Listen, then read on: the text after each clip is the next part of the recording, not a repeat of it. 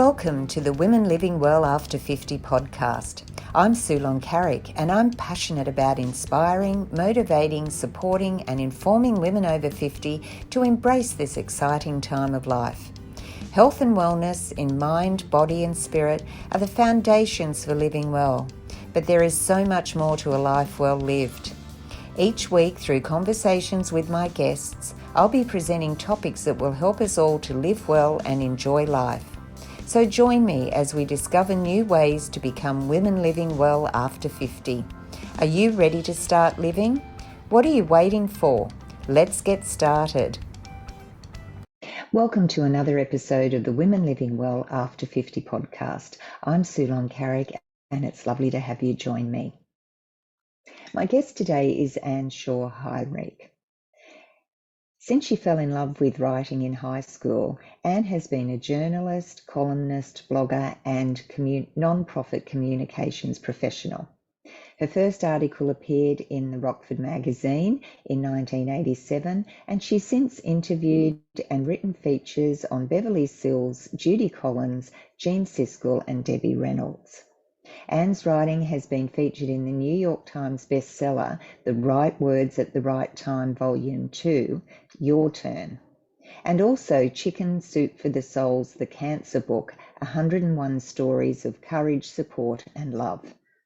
Anne's debut novel, God Bless the Child, is the first in a 3-book series, The Women of Paradise County, published by Speaking Volumes. We're going to be talking about her first book in the series, God Bless the Child, and also about Anne's love of writing and her passion and experiences with mental health advocacy. So let's go and join the conversation. Welcome, Anne. It's so lovely to meet you and have you join me in conversation on the Women Living Well After 50 podcast. Oh, thank you for having me, Sue. Now, it's always good to talk to an author, and you've got a new book coming out. As I said in the introduction, it's the first book in a 3-part series, which we're going to be talking about, and it's due out around June the 7th, so people can actually go in and find out if they can pre-order the book. So firstly, I want to talk about you, and I'd like you to tell us a little bit about yourself and then how you came to the Women of Paradise County series. Right. Oh, interesting. Well, I have been a writer really all of my life professionally. I fell in love with writing as a high school student.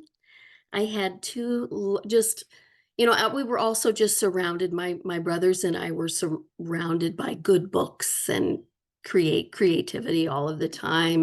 But it wasn't really until I was in high school that with some guidance from some lovely really talented teachers, it occurred to me that, oh, I could be helping tell stories. And then that's when that fire started for me. And so I've been in journalism and doing a lot of nonprofit communications. I've been published before in things, but this is my first novel. Mm. And so that's really how that got started. That Yeah. must be very exciting, having your It first novel. is. It is. Actually, And this book, go ahead. no, you go on. Go on. Yeah, this book, I actually started it, finished the first draft of it 18 years ago, believe it or not. Yes, I was And going to ask you about that. so I feel like the timing may not have been quite right then, but the universe has decided now is the right time. So, Yeah. yeah. So, in talking about that, that was going to be my next question. So, we might skip to that first. Okay. You said, you started it 18 years ago, and now we're in the future, and it's finished now. Why Yeah. did it take so long, and what did you learn from that experience, where it's taken that time from when you started to now when you can see your work, the fruition of your work? Yeah. Actually, quite a bit. It's a really interesting story. Um At the time when that novel started, I was a wife and mother of 3 young children. I think at the time when I started writing that, my youngest daughter was 3 years old, and she, thought she was big enough to go to ride the bus to the preschool in the next town by herself, but I didn't think that she was.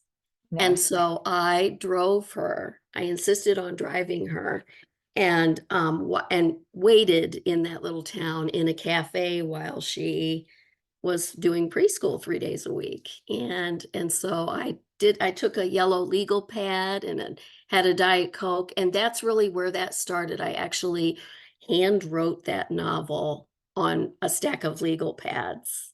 And then I would go back and do the editing process, of course, putting it on, typing it in. But that's how that started. And, as a mother of 3 children, just life started to happen. I was actually Mm, working with a professional editor who, was working with me the whole time. I had even started pitching it to agents, mm. had gotten pretty far along, and life just kinda kept getting in the way as, that happens when you Yes. have a family and, all of the things that needed to happen. There were some illnesses that happened. We all the things that happened to everybody, people got sick, Mm, we were mm. caring for parents, we lost parents, just all of that. We moved, just all of it. My son became particularly, really was hit about 10 years ago with some significant mental health challenges. And, it just never it felt very self indulgent, frankly, Mm, to dive mm, into that because that was so mm. much fun for me that felt like fun times that I didn't need to be tending to because there were people needed me, right? Yes, and So, that's what tends to happen, isn't it, with women? right, We're carers first, and right. we're nurturers, and it's within our DNA usually, and we're always trying, we're there for others, so we tend to put our own needs on the back burner. And Mhm. I'm sure that you say it was self-indulgent, but these days we would say to you, hey, you've got to try and find that time for yourself to Yes, to do what fills you with joy, to do what makes you feel good, because then we're better people for those around us. But it's, of course, it's easier to say that than actually do it. right. And having a family and especially 3 children, I mean, you wouldn't have had much spare time. So I admire you for even having the creative process to write while your daughter was at preschool. You were trying to find ways to actually start your project. Oh, Um, yeah. I have a good friend who also writes, and it's so funny. And I use this quite a bit when I'm just talking to people.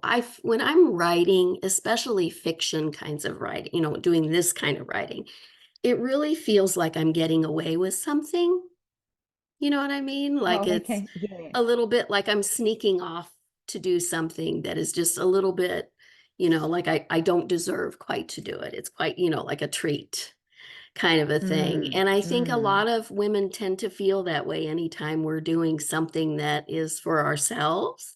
I never mm, regret for even for a minute caring for my family. That's when you love people. But um, you know, that's just kind of how it played out. Life got in the way. I didn't totally give it up, but it did stay in the drawer for quite a while.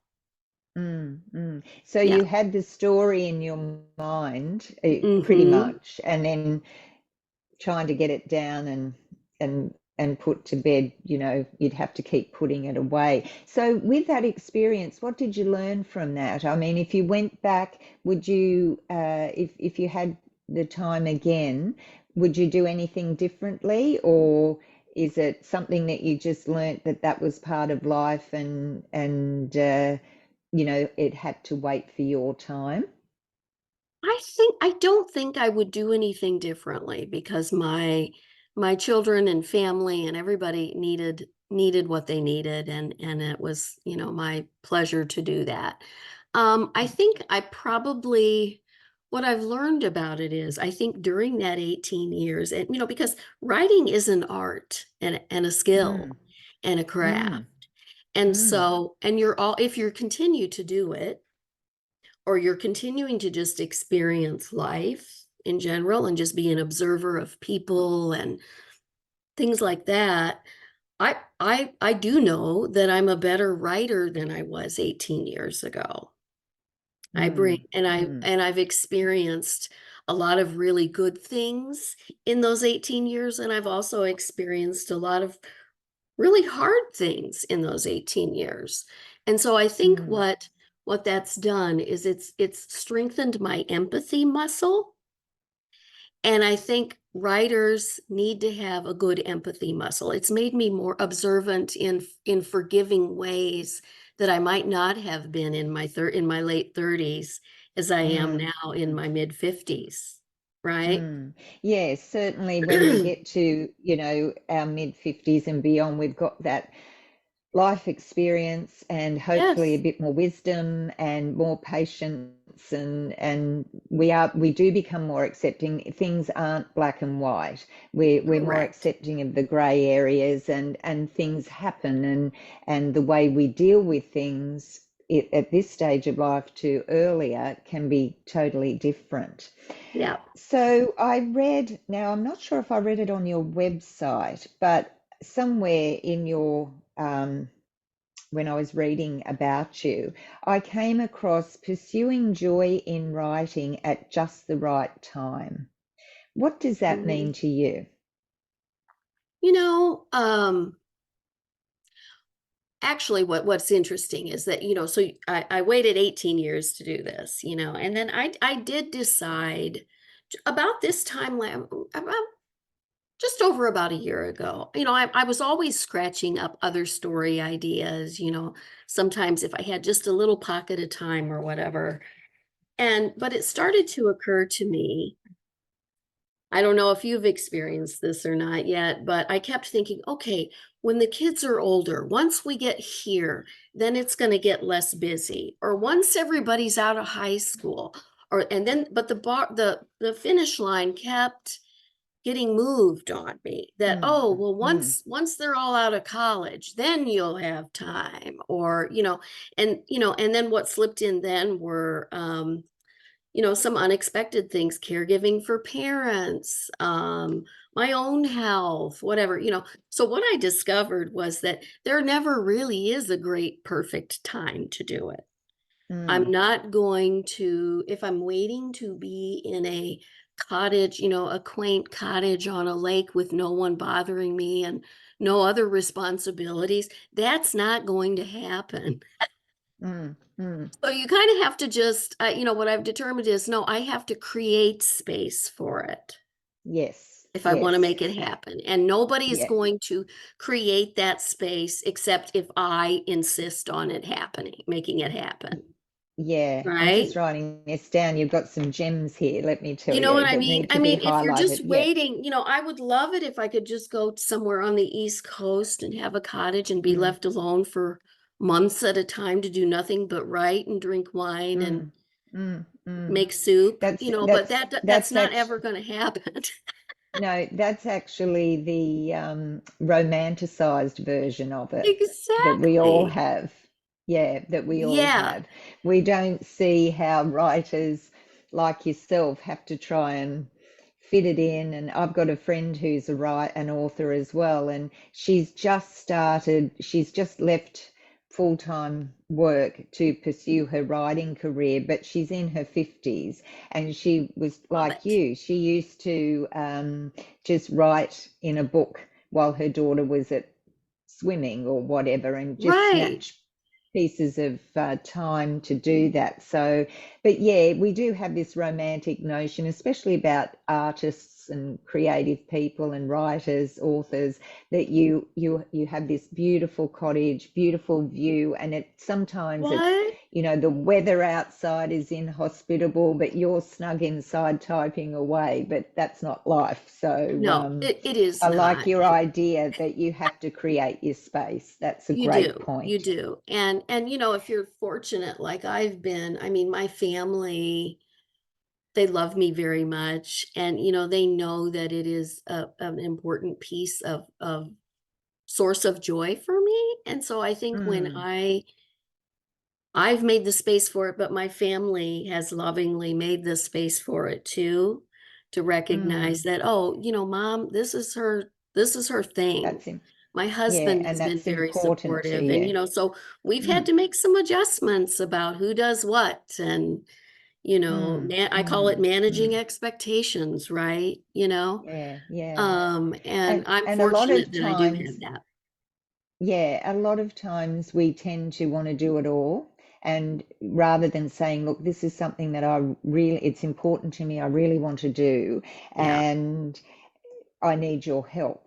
I need your support. And to Yes. have that makes it so much easier, because then that way you've told your family in this case what's important to you. They've stepped up to the plate and said, this is important to you, we're going to support you in that way. But if we don't let people close to us know that that's what we want to do, Right. we can't really expect them to understand. No. So No. yeah, you do need to have that No, and we're not conversation. completely there yet, I think those roles get so ingrained that, like one Mm, of the one mm, of the things that we've been talking about are meals, like, I'm closer to 60 than 50, and mm, our nest is somewhat empty, not totally empty, but it still feels like what everybody's going to eat still mm. seems to be on my plate, and Yes, I have, yes. I joke about it, but I'm kind of serious too. We've tried all kinds of Mm, things mm, like, "Hey, that ship has sailed, folks." Um, mm. I've done meal kits and, all kinds of things just trying to Yes, nudge people, and everybody's yes. good sports about it, but that's something that I have internalized, I think, for myself because that's been my job Mm, for most of mm, my life. What the mm, family eats and how that mm, arrives on the table has been in my job, and so kind of letting go of that responsibility a little bit because I still work full time too, oh, so most of well, you my still, writing happens at night and on the weekends oh, okay. of All this right. So you've fiction. really got Yeah. a full plate. Yeah. Now I want to just change tack for a little bit, and then Okay. after that, I want to talk about the book. But you do have a passion for and experience with mental health advocacy. So I'd like you to talk to me about that, but then also how that ties in to your novel. Yeah. You know what? That's such a good question. When I started writing this novel 18 years ago, the mental health, I certainly, had some ideas about things like anxiety and depression, and he had even experienced a little bit of depression myself and, dealt with that. But I had no idea what was going to be coming down the pike for our family, so most of this was written without all of the knowledge that I have now, right? So Mm, mm, just side note of that, I did go back in and look at it with that lens before I mm, sent it off and reworked it. But my husband and I have three lovely children. They're all there. I have two daughters and a son. And our son we're about 10 years into this, but he has been diagnosed with a serious mental illness, mm. and it's schizophrenia. Right. And so we knew there were some challenges coming, started to have to manage and support him it took us about 4 years to have a definitive diagnosis. But, it just felt like it came out of nowhere, right? Looking Mm, back with the mm, knowledge that we have now, we can look retrospectively and go, "Oh, that thing happened," or "Oh, that's what that was."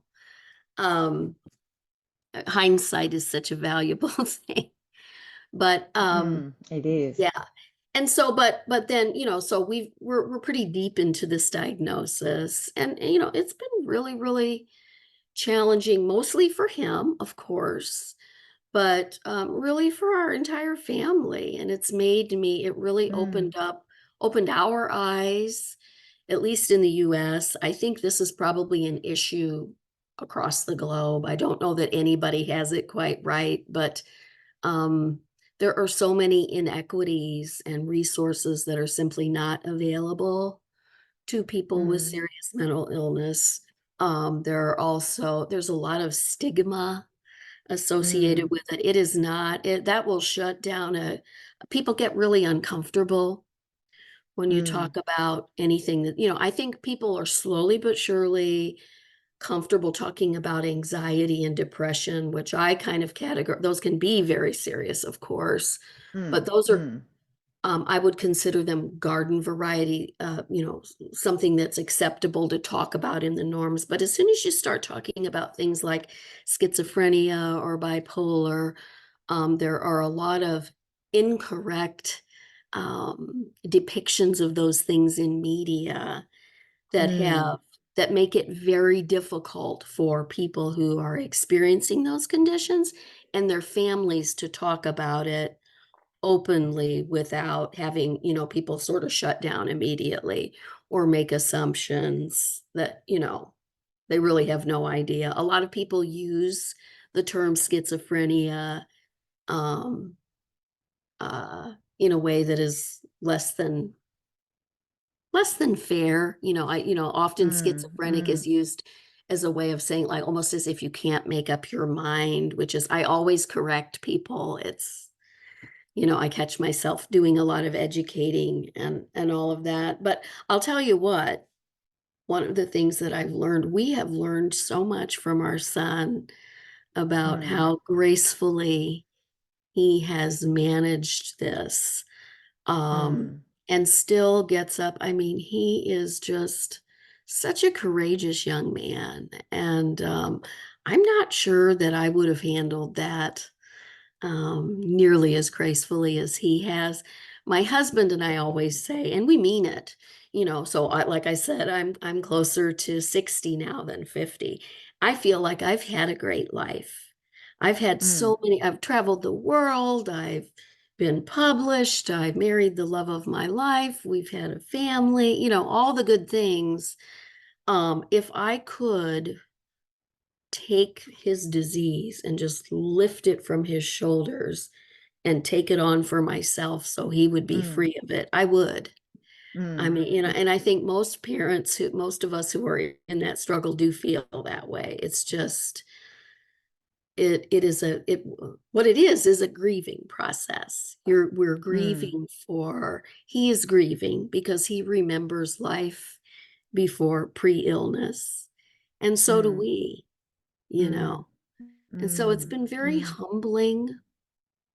But he's doing a lot better. The other thing that we recognize is that his name is Harry, and Harry is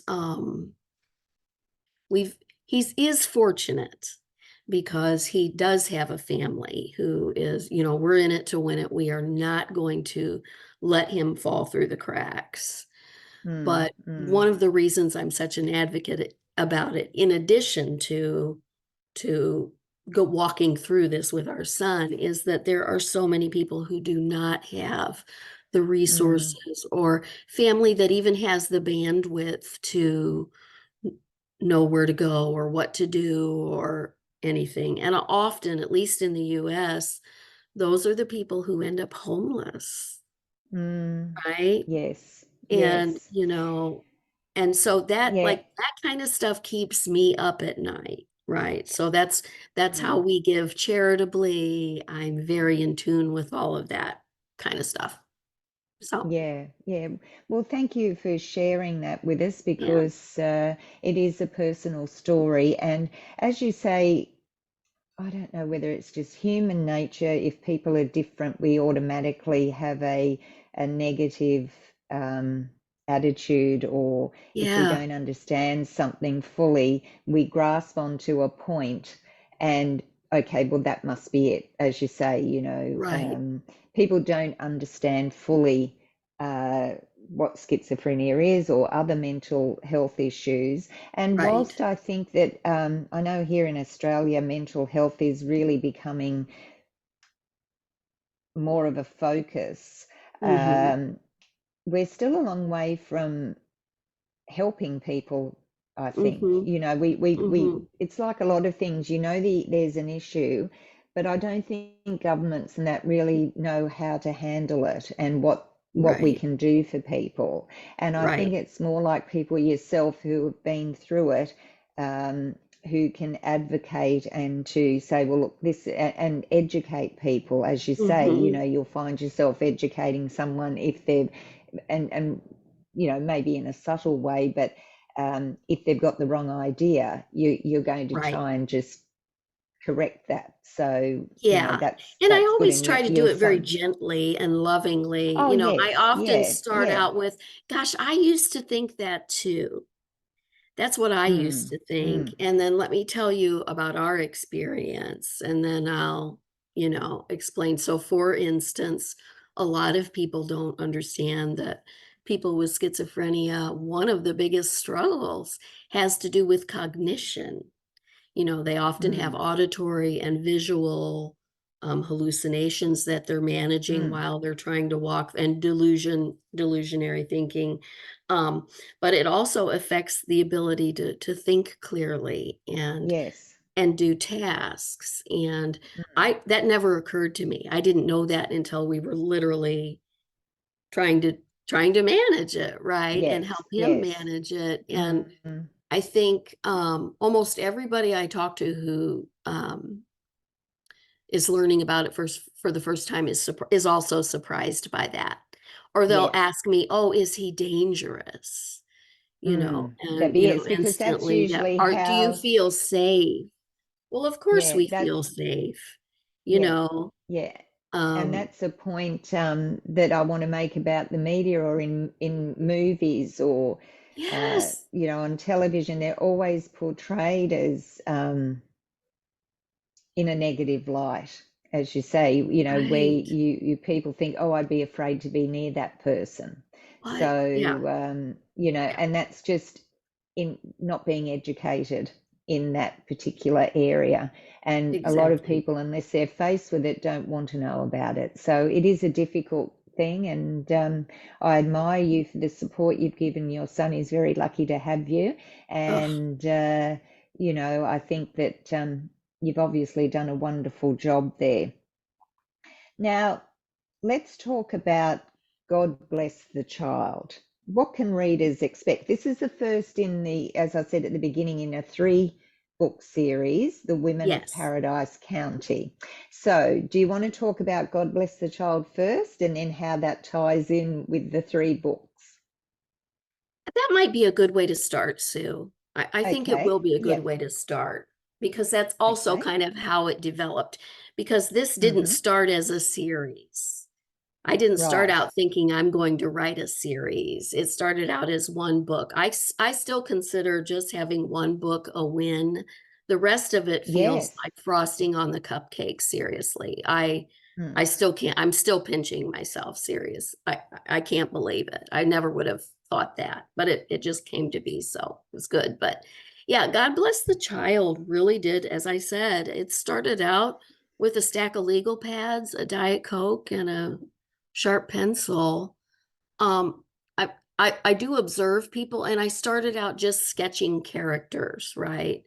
But in a nutshell, what God Bless the Childhood is about is, um, it spans 3 generations of of women. There are some men in it as well, but really the primary central theme and question that gets asked in it is, it's about defining motherhood. It's about defining motherhood. Right. And the timing, I think, is really interesting, because when I wrote this first book, so there are some touchy subjects in this, okay? There are some very visceral scenes. They're not gratuitous at all. They do push the story along, but basically, it starts with a friendship of two young women who are compromised because they are different. And Mm-hmm. they're friends with one another in high school because no one else will associate with them. That's how that starts. But abortion is a theme in it. There Mm-hmm. is an abortion. When I wrote this book 18 years ago, we were not in the shape that we are in the US. At the time, now women have a lot fewer choices than they did when we wrote this. That wasn't intentional. That's just kind of how it came out. Mm-hmm. But, it was interesting. You mentioned just a few moments ago about the gray area. And I think, there are women in this story who are equipped to be mothers. There are women who are not equipped to be mothers. And there's a lot of gray area in between, right? And it Mm-hmm. really does. So there are sweet moments. You can read a sweet moment, and then in the very next chapter, there's something that's really hard. And Mm-hmm. that's something and that was not intentional when I wrote it in the initial draft of this. But now, after I've lived 18 years of, some good things and some bad things and some good things and some bad things, right? It seems like my eyes are opened to that in a whole different way. And so there's so Mm-hmm. much dark and light, the whole notion, and I'm experimenting a lot with this in my writing now, that a good thing can be true at the same time that a bad thing is true, right? Mm-hmm. And so, Yes, yes. particularly on the abortion issue, nobody on either end of the spectrum of that issue is going to be particularly satisfied with what I have to say in the book about it, because Mm, I really elevate gray area. Two things can be true at one time, right? So mm, it can mm, be, I can believe firmly, and I do, that women absolutely must have, you know, say over what we do with our bodies, that autonomy to mm, make choices about our mm, bodies. mm, That can be true. And and abortion can also be a really sad thing. I can think those two mm, thoughts at the same mm, time. mm, mm. We can Yes, have those yes, I things at the same understand. time. Mm, They don't need to be at one end of the spectrum or the other. Those two that's exist right. in the same space, right? I can be very sad Mm, about that, and recognize yes, that yes. there are impacts to that, and I can still believe at the end of the day what I do about women's reproductive rights. Yes, yeah, no, I get And you I totally what you're Yeah, and saying. I don't know what you think about this, but don't you think that for people who don't camp out in one end of the spectrum or the other, don't you imagine I just feel like there are a lot of people out there who feel that way. Mm, yes, yeah. Well, yes, I agree. Because even um, it's not a decision that someone would take lightly, and it's something No, that they have to live with for the rest of their lives. exactly. But you can sort of, it's a very evocative and emotive subject, isn't it? And as you Yes. say, you can't help people from both ends of the spectrum um, putting their voices in, but the way you've explained it is that, yes, I agree. The way a lot of people would look at it, it's having that choice, but that doesn't mean that there isn't a price there. That Oh my the goodness. downside is it's a huge decision, Yeah. and really most of the time it's not taken lightly. And Mm-mm. the amount of anguish and mental stress that the woman goes through to come to whatever decision she does, because whatever decision she makes is going to affect her life and have such an impact on it. Absolutely. And you know what else has occurred to me as I did the second read and the edit, and I don't know if I would have been quite ready, um, 18 years ago to I don't know that I'd fully evolved yet emotionally Mm, and mm, mentally to mm, be able to say mm. what I just said to you. But I feel like Yes, now I yes. could. And I think Mm, mm, the other thing that's interesting about that is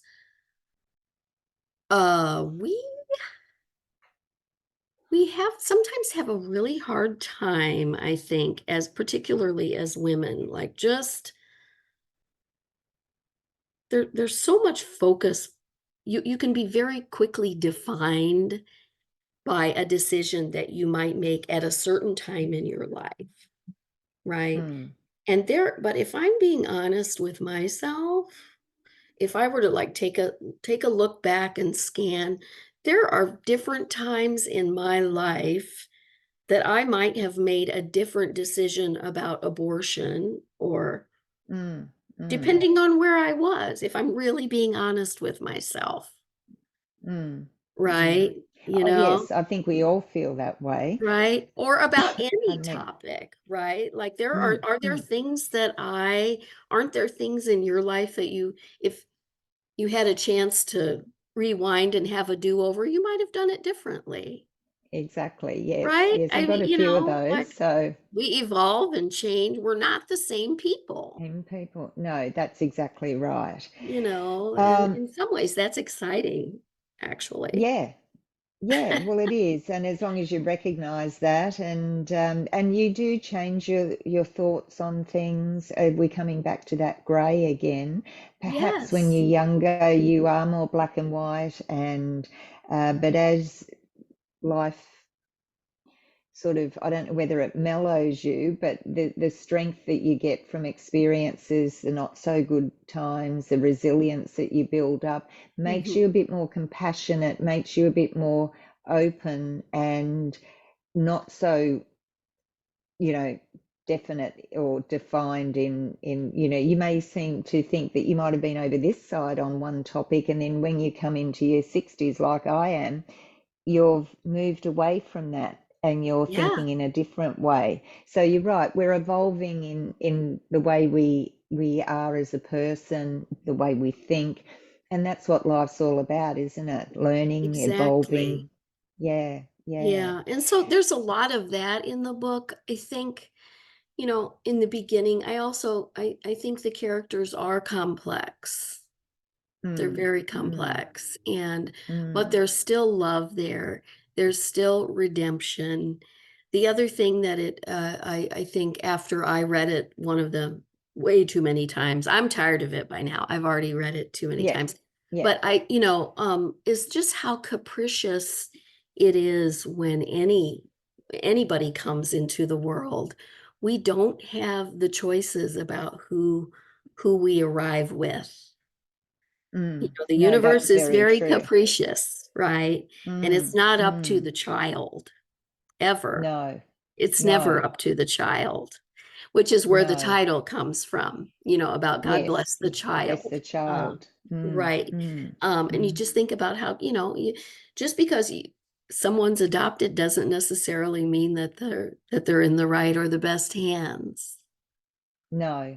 Well, it sounds a very interesting book and much more, it's a novel, but it sounds as if you've got quite a lot of information in there and, that's woven in with the story that's going to make us think. So that's always good to have a book that, will stay with you and make you, I mean, you have all different writing, don't you? You have Oh those yeah. books where, they're quite deep. They at times they can be heavy. They can, really um, make you think. And then you sort of follow it up with something that's a little bit light-hearted and Hmm. just sort of a bit of escapism and that sort of thing. So there's room for all that sort of writing out there. But I do enjoy a book that's going to stay with me and make me think. And I haven't read your book yet, but I'm looking forward to reading it. Okay. And we're sort of coming towards the end of our conversation. I've got one more question, but before that, with the next two books, have you got those sort of in your mind as to how Yes. they're going to be? And are they, without any spoilers, are they Yeah. going to have characters from your first book in A few, they the will. next? Yeah. So the second book is called Violet is Blue, and the third Mm. book is House of Teeth. Oh, Yeah, okay, that's House of Teeth. interesting. Yes. And so what ties the book, so each of the books can be read as standalone. It's Yes, not, so you could read book two and not have read the first one or whatever. But yes, what yeah. ties them is it's definitely Midwestern. It's all happening in this same fictional town. Mm-hmm. They're written in the same style, so characters, each chapter is written by a different character, so in a Okay, different yes, voice. yep. That Mm. style is the same. And there are a few characters. I try to give in each of the books a couple of the minor characters from book one get a little more of a prominent role.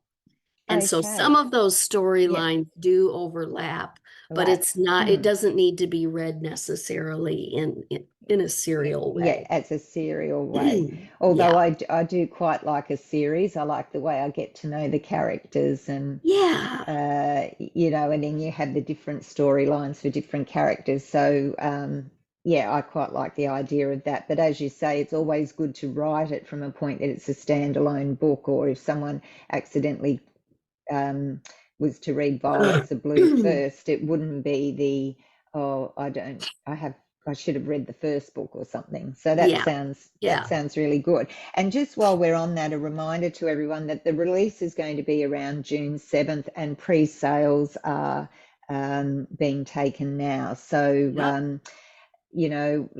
let's all get onto your website and have a look Oh, and thank see what you. we can do.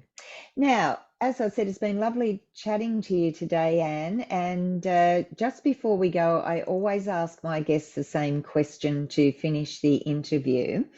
And so I'm going to ask you, what does being a woman living well after 50 mean to you? Creating time for joy. Oh, I love that. Creating time for joy. Because we've learnt that now we do, as you say, have to create that space for Yes. ourselves, don't we? Mm-hmm. Mm, mm.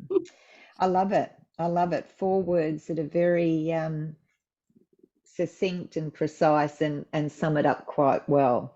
Now, is there anything before we go, Anne, that you'd like to mention or talk about? I think we've covered quite a bit today, and I'm also pleased that we've covered the book, but we've also covered some social issues as well, and that Yeah. affect and can affect all of us. So I've really enjoyed our conversation today. So thank you. Yes. Thank you, Sue. I've enjoyed it too. So good luck with the book, and I'll be putting in my I'll be getting a copy to read because it really sounds like it's going to be an interesting book, and I'm excited for the series as well. So Oh, so thank you, thanks Sue. again, Anne Heinrich, for joining us today.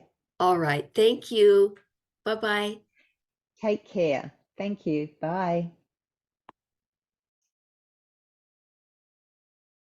Well, I really enjoyed my conversation with Anne Shaw Heinrich today. Not just talking about her upcoming book, God Bless the Child, which is the first in the Women of Paradise County novels, but also that we touched on um, some of the trials and tribulations that women have, how we do learn and grow and change as we age, and the wisdom that comes with that. I loved her part about the fact that we have to create space to make it happen, and there never really is a perfect time to do it. So, thank you for joining me today for another episode of the Women Living Well After 50 podcast.